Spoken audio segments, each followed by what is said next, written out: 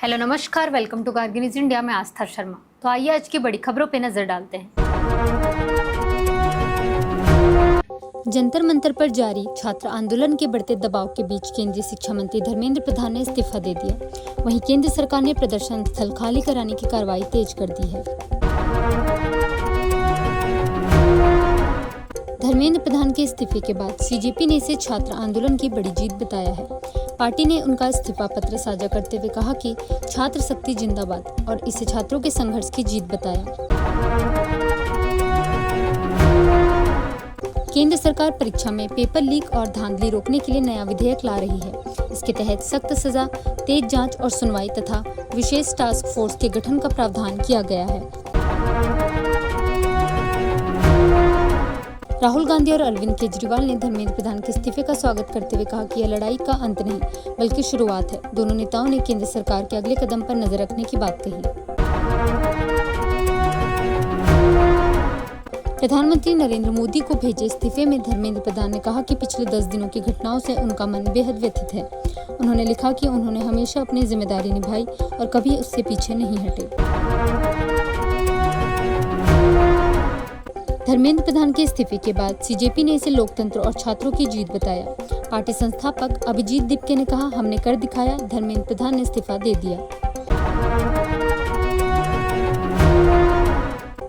भारतीय रेलवे ने दिल्ली मुंबई और दिल्ली हावड़ा कॉरिडोर पर कवच 4.0 सुरक्षा प्रणाली का विस्तार 2490 रूट किलोमीटर तक कर दिया है। इससे रेल सुरक्षा और ट्रेनों का सुरक्षित संचालन और मजबूत होगा। रक्षा मंत्री राजनाथ सिंह ने कहा कि ग्रेट निकोबार परियोजना भारत के इंडो पैसिफिक हितों और राष्ट्रीय सुरक्षा के लिए महत्वपूर्ण है। वहीं कांग्रेस सांसद जयराम रमेश ने इसे व्यावसायिक परियोजना बताया।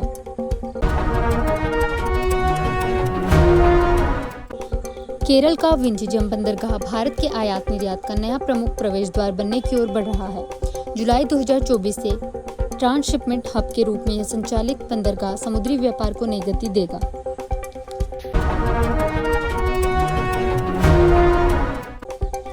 ब्लैक सी में एक वाणिज्यिक जहाज पर हुए हमले में एक भारतीय नागरिक की मौत हो गई। इससे पहले 19 जुलाई को यूक्रेन तट के पास हुए हमले में 4 भारतीयों समेत 10 लोगों की जान गई थी।